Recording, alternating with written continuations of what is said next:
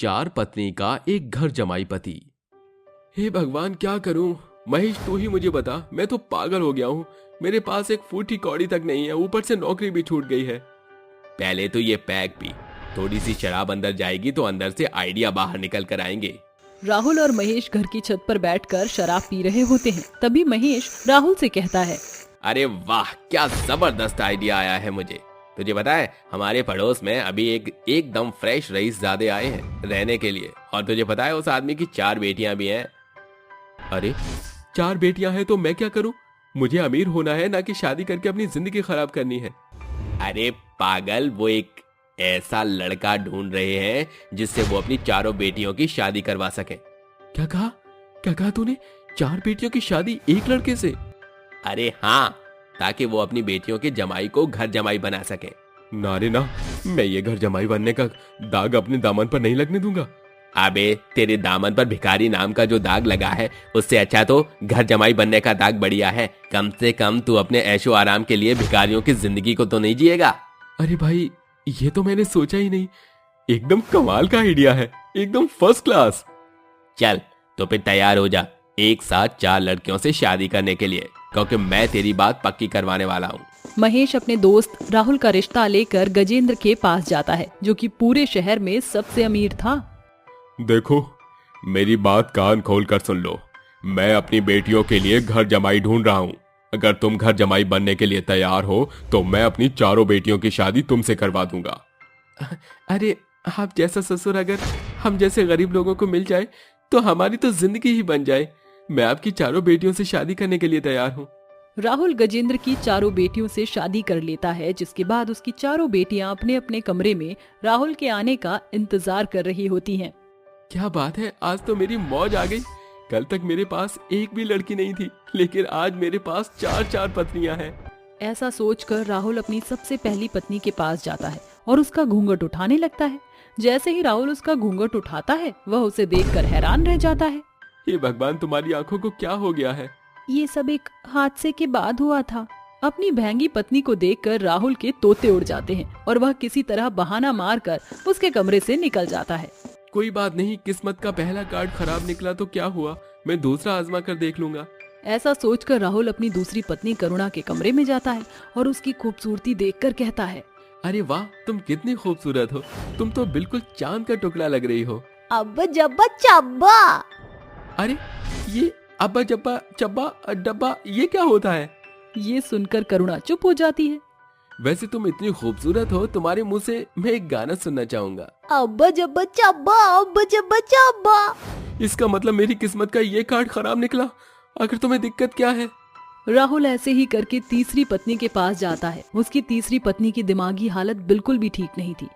वह राहुल को देखते ही कहती है, अरे आगे तुम चलो, हम गुड्डी गुड़िया का खेल खेलते हैं। मैंने कई दिनों से गुड्डा गुड़िया का खेल नहीं खेला है। पिताजी भी अब मेरे साथ खेलते नहीं है। पिताजी ने कहा है कि तुम मेरे साथ गुड्डा गुड़िया का खेल खेलोगे।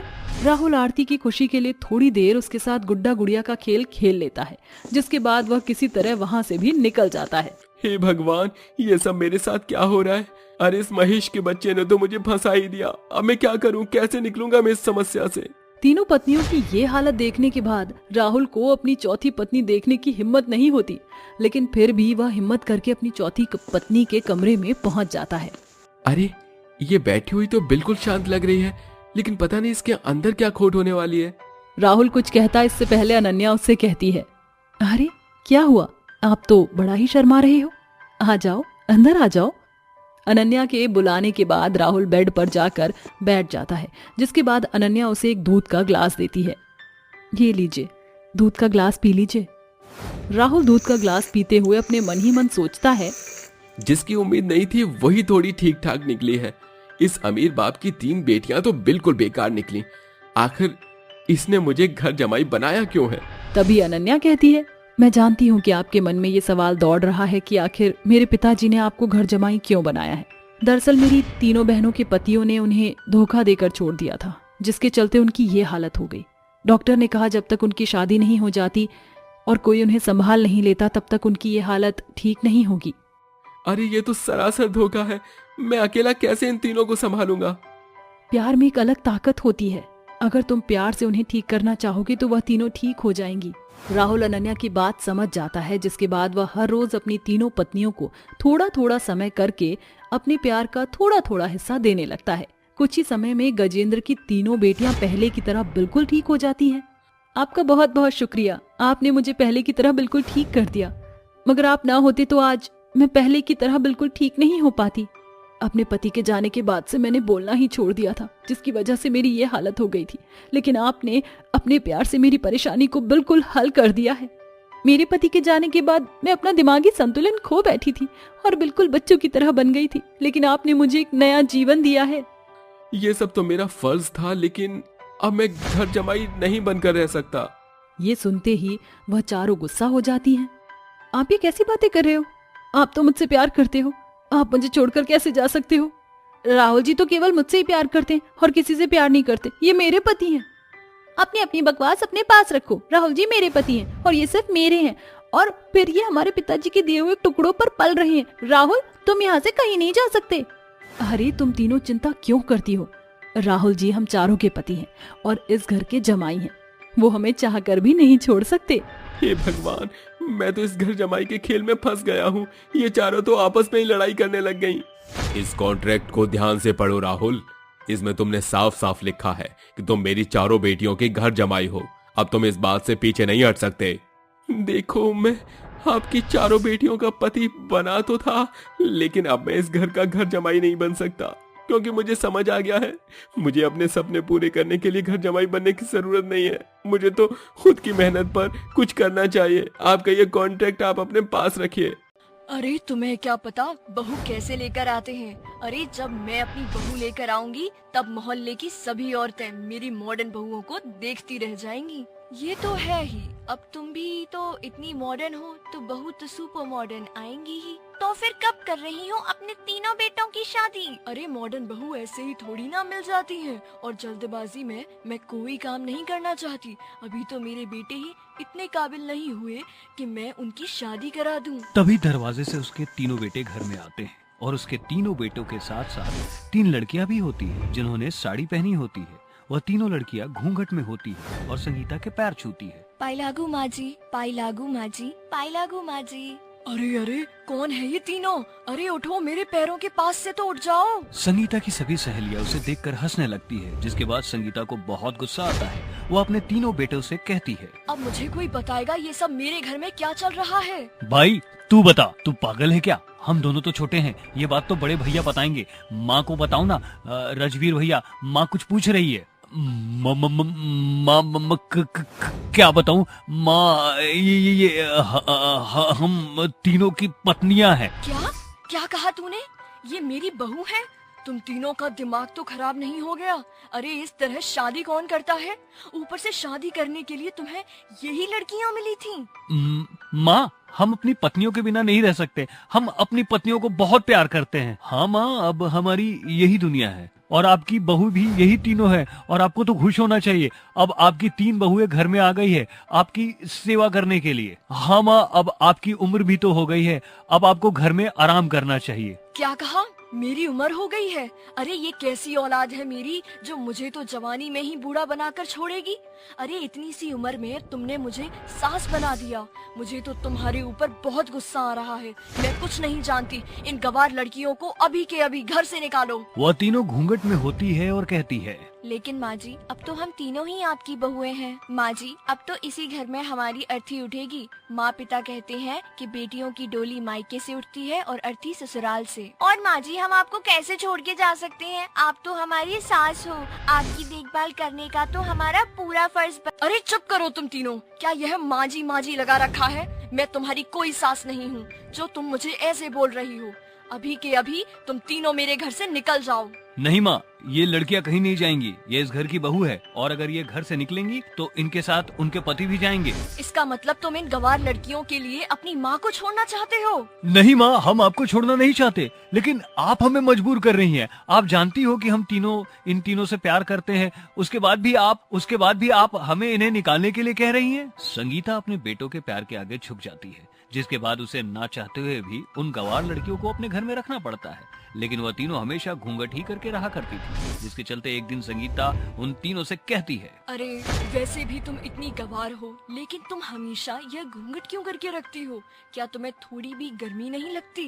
अरे वो का है ना माँ जी, हमारी माँ हमका सिखाई थी, काहे कछु हुई जाए लेकिन घूंघट तन को भी ऊपर नहीं होना चाहिए। तुम और तुम्हारी गवार बातें। अच्छा सुनो, आज शाम मैंने मेरे बेटों की शादी की पार्टी दी है।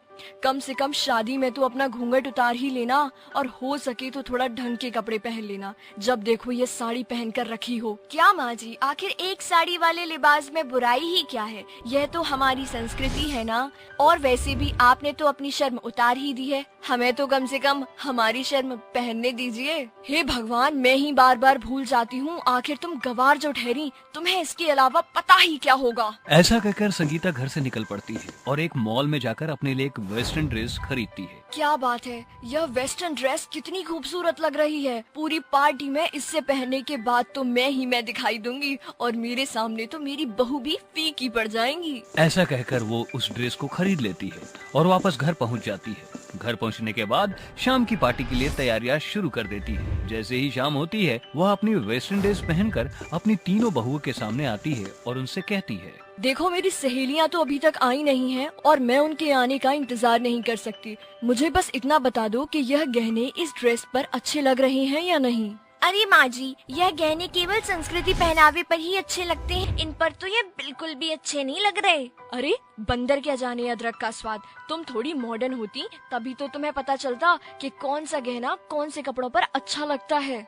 तभी सुप्रिया तानिया के कान में कहती है, देखो तो जरा, जैसे जैसे माँ जी की उम्र बढ़ती जा रही है, माँ जी के कपड़े उतने ही छोटे होते जा रहे हैं। सुप्रिया की बात सुनते ही वह जोर जोर से हंसने लगती है। उन्हें ऐसा हंसते हुए देख संगीता कहती है, आखिर गवार है, गवार ही रहेगी। ऐसा कहकर वह शाम की पार्टी की तैयारी करने चली जाती है। जिसके बाद शाम होते होते सभी मेहमान आना शुरू हो जाते हैं और फंक्शन स्टार्ट हो जाता है। फंक्शन में संगीता अपनी सभी सहेलियों को बोलती है, अरे तुम तो जानते ही हो मेरी टॉप मॉडल्स को, और ये उनकी ब्रांड की कंपनी की ड्रेस है जो मैंने आज पहनी है। हाँ हाँ बिल्कुल, लेकिन यह कुछ ज्यादा छोटी नहीं है तुम्हारी उम्र के हिसाब से। अरे फैशन और मॉडल में उम्र नहीं देखी जाती, जो पसंद आए उसे पहन लो। आज मैंने अपनी तीनों टॉप मॉडल्स को अपने घर के फंक्शन पर इनवाइट किया है, बस वह आती ही होंगी। देखते ही देखते सभी मेहमान आ जाते हैं, लेकिन संगीता की टॉप मॉडल्स नहीं आती, जिसकी वजह से संगीता थोड़ी उदास दिखती है। तभी उसकी सहेली गीता कहती है, अरे गीता, अब अपनी टॉप मॉडल्स का इंतजार ही करती रहोगी कि अपनी बहुओं से उनका घूंघट भी उठवाओगी? अरे अब मैं क्या बताऊं, जब से शादी हुई है इन तीनों ने एक बार भी घूंघट नहीं उठाया है। अगर तुम चाहो तो तुम इनसे कहकर देख लो। वैसे भी संस्कृति के नाम पर यह पूरी गवार है। मैं तो इन्हें कुछ नहीं कहूंगी, मैं तो इन्हें कुछ भी नहीं कहूंगी। संगीता की यह बात वह तीनों सुन लेती है। जिसके बाद वो तीनों अपने घूंघट उठाती है और तीनों की शक्ल देखते ही संगीता के पैरों तले जमीन खिसक जाती है। अरे अरे, ये तो वही तीनों टॉप मॉडल्स हैं जिनका मैं इंतजार कर रही थी। इसका मतलब मेरे बेटों ने मेरी पसंद की लड़कियों से शादी की थी।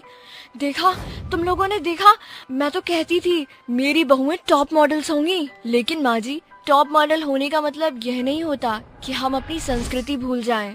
माना कि हम टॉप मॉडल हैं, लेकिन हमारे संस्कार आज भी हमारे अंदर जिंदा हैं। और हाँ माँ जी, मॉडलिंग भी तभी अच्छी लगती है जब हम वह पहने जो हमारे शरीर पर अच्छा लगे, ना कि ऐसा कुछ भी पहन ले जो हमारे शरीर पर भी बुरा लगे और समाज को भी। जो हमारे शरीर पर भी बुरा लगे और समाज में भी वो बिल्कुल अच्छा ना लगे। अपने तीनों बहुओं की आवाज सुनकर संगीता को अपनी गलती का एहसास होता है और वह अपनी तीनों बहुओं से माफी मांगती है। मुझे माफ कर दो, मॉडर्न होने के चक्कर में मैंने अपनी संस्कृति को पीछे छोड़ दिया, लेकिन तुम्हारे चलते मुझे आज अपनी संस्कृति के होने का बहुत अच्छा एहसास हुआ है। संगीता माफी मांगती है और अपने कमरे में जाकर एक प्यारी सी बनारसी साड़ी पहन कर आती है, जिसमें वह बेहद खूबसूरत लगती है।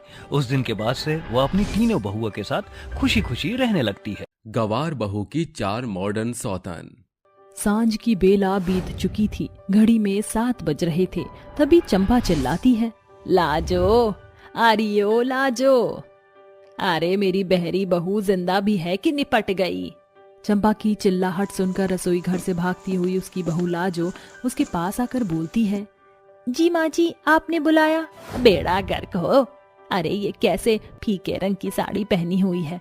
आज के जमाने में सभी फैशन का जलवा दिखा रहे हैं। बस एक मेरी अतरंगी बेढंगी बहू है जिसका साज श्रृंगार से पाला ही नहीं पड़ा। बस मांग में लंबी चौड़ी लक्ष्मण रेखा खींची रहती है और रोज की तरह ललाट पर लाल बिंदी लगा लेती है।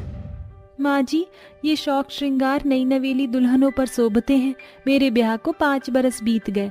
अब मैं एक बहू और बीवी के साथ एक बेटी की माँ भी हूँ। और आपको तो पता है मुझे शौक श्रृंगार नहीं बल्कि सादगी पसंद है। मेरी मंदबुद्धि बहू, अरे मर्दजात चटोरी लुगाई के जैसा होता है। रसमलाई देखते ही मुंह मारने को दौड़ता है। माँ जी, आप कहना क्या चाहती हैं? सिर्फ इतना ही कि सादगी छोड़कर थोड़ी लाली पाउडर लगा, थोड़ा लटके झटके दिखा, वरना फिर मत कहियो कि माँ जी ने समझाया बुझाया नहीं। भगवान न करे किसी रोज राजीव तेरे सीने पर मूंग दलने के लिए नए जमाने की मॉडर्न सौतन ले आए।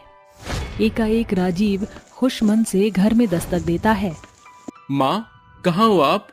अरे राजीव बेटा, आज बड़े सवेर दफ्तर से लौट आया। क्या बात है, तेरे चेहरे पर ये किस खुशी की खुमारी दमक रही है? माँ, मेरा ट्रांसफर हो गया है, इसीलिए अब मुझे गांव से दूर शहर में रहकर काम करना होगा। कल सुबह ही निकलना है। राजीव के शहर जाने की खबर से लाजो का चेहरा फीका पड़ जाता है, मगर वह इस बात को राजीव पर जाहिर नहीं करती।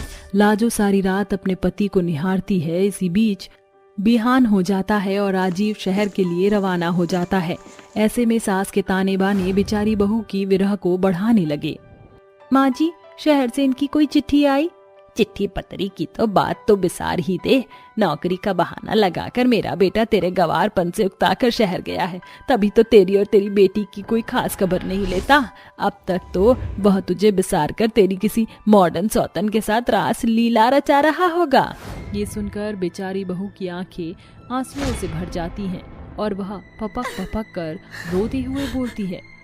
माँ जी, राजीव मेरी मांग का सिंदूर ही नहीं बल्कि लाजो के ललाट की लाली है। वह मुझ गवार बहू का गौरव है। मुझे यकीन है वह अपनी बीवी के संग दगाबाजी नहीं कर सकते। अगर ऐसा होता तो वह हर महीने पैसे भेजकर पति का फर्ज अदा नहीं करते।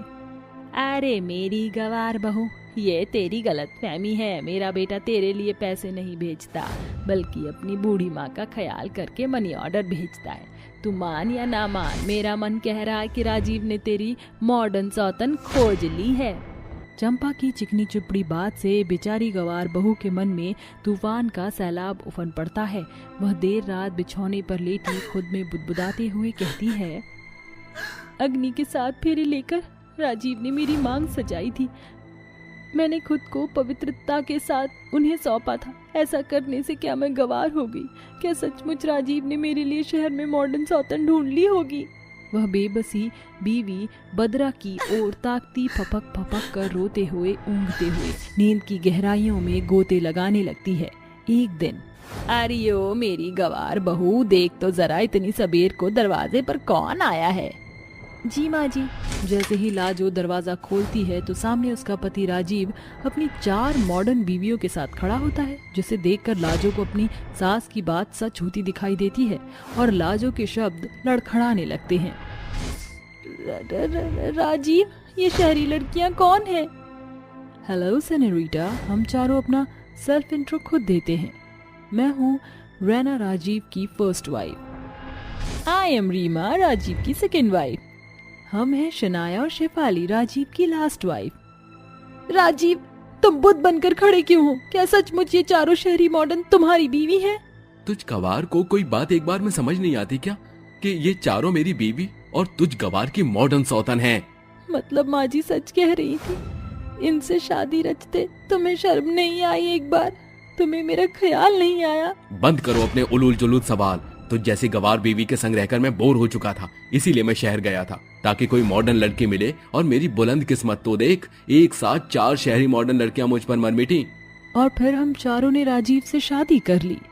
चारों मॉडर्न शहरी सौतन लाजो की आंख के सामने राजीव की बाह पकड़े कमरे की ओर बढ़ते हुए कहती हैं। अरे ओ बहन जी, स्टेचू बनकर सामने खड़ी क्या हो? जाने का रास्ता छोड़ो। और सुनो, फटाफट से 4 ब्लैक कॉफी बनाकर हमारे कमरे में ले आओ। सुना नहीं तुमने? मेरी चारों मॉडर्न बीवियों ने कुछ कहा है। अब ये मेलो ड्रामा बंद करो और काम पर लग जाओ। राजीव का बदला रवैया देखकर बेचारी बहू के तलवों की जमीन छिन्न भिन्न हो चुकी है, मगर उसके पास कोई दूजा ठिकाना नहीं था। ऊपर से एक बेटी का बोझ, जाती भी कहाँ पति के साथ, सास का सताव भी बढ़ गया। देख ले मेरी गवार बहू, तेरी कमी के कारण आज राजीव तेरे लिए शहर से 4-4 मॉडर्न सौतन लाया है। अब तेरे साथ साथ ये मेरे भी सीने पर मूंग दलेंगी। दिन बीतते हैं और बेचारी बहू एक छत के नीचे अपनी 4 मॉडर्न सौतन के साथ रहने को मजबूर हो गई। उसकी शहरी सौतन सारा दिन उसे घर के कामों में उलझाए रखती।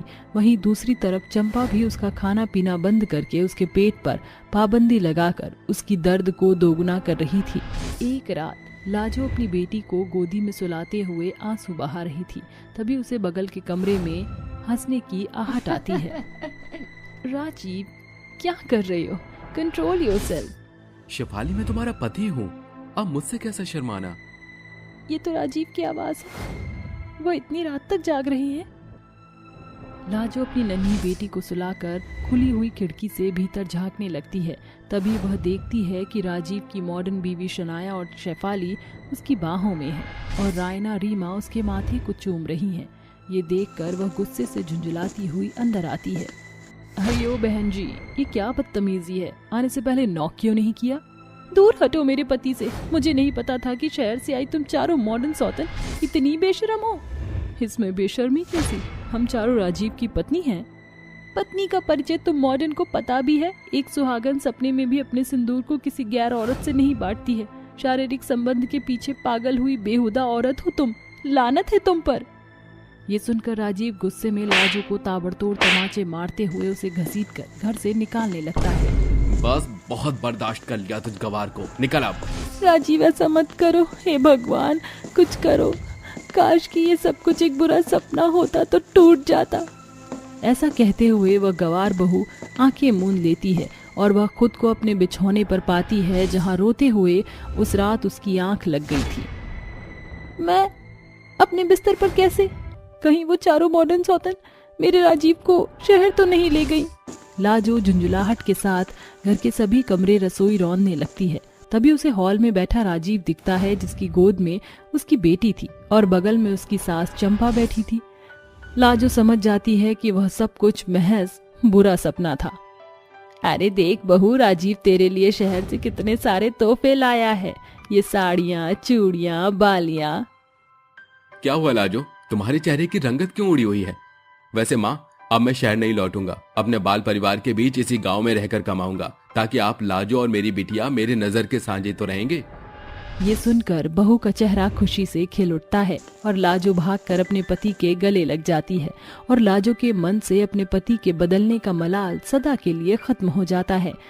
साथियों, क्या आपको कभी सपने में अपने किसी करीबी के दूर जाने का अनुभव हुआ है?